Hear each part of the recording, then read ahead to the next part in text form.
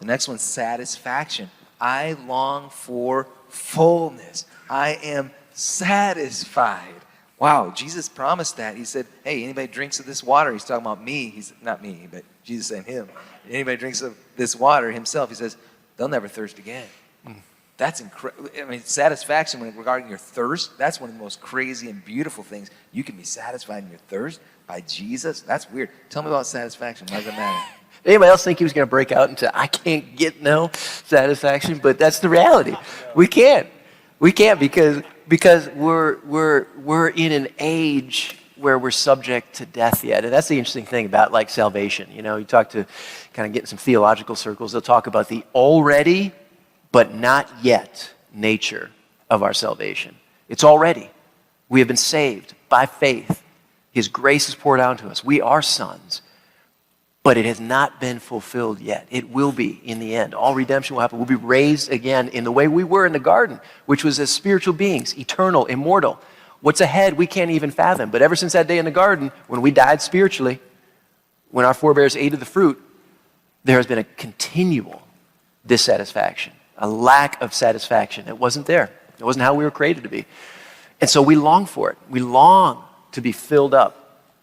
We long to have enough. And much of us can relate to the reality or the feeling that I can't get enough, just never enough. You know, I am just never, I'm never satisfied, cannot get enough. And now we live in a world, by the way, which 24/7 is pumping a message into us that it's not enough. You know, you do need more. Keep striving. Keep kicking. We feel that. We feel that in our hearts. And Jesus said, hey, look, drink this water. I got something for you that will satisfy you. Life will come. But we live in this nagging sense of dissatisfaction. And we try to fill that void with so many things. A lot of it's relational. Just any way I can medicate this for a moment. And we start to see it in this scene of the film. You know, you see the first inkling of being out in life. Yes, the Father is here. He's with me in my life, in this boat. We're on the choppiness of the waters. But I get distracted.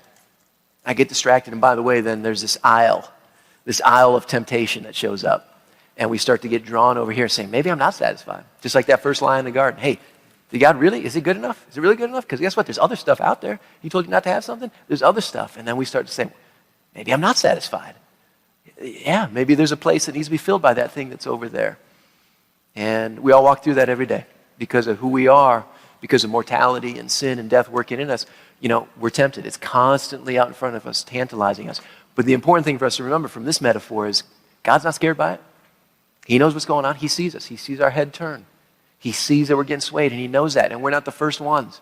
There's been billions of people on this planet who have walked through the same lack, and he is providing the same offer of satisfaction. He's not scared. He's with us. That's why if we can just be real about that, say, I've been dissatisfied lately. Can I be honest? I've been dissatisfied in my marriage. I'm dissatisfied with my job. Yeah, you might look at me and it looks like I've got everything together, or you might look at me and say, yep, you're falling apart. I see it. Doesn't matter. All of us walk through periods of being dissatisfied. And a lot of us right now who are in our 30s, 40s, and 50s, you know, Luke and I are doing a lot of dedicated work to reach men like us who are in midlife, because that is just a season rife with dissatisfaction. We've lost some of the joys of youth. Pressures are coming up around us. Demands being placed on us. Things are getting a little old. Been married for a long time. Dissatisfaction starts to creep in. The first step is not hiding it and just stating it. Here's how I'm feeling. Here's how I'm feeling. I was with a guy the other day. He's been one of my longest friends. Loves the Lord. He's like, life sucks. Can I be honest? I said, yes, you can. Life sucks. And for him, a lot of things look pretty good right now. He's like, life sucks. So when we can be honest about the dissatisfaction, we'll start to see and be able to receive from the places God wants to give it to us, which is each other, a sense of satisfaction, a sense of hope that there is that we want so desperately.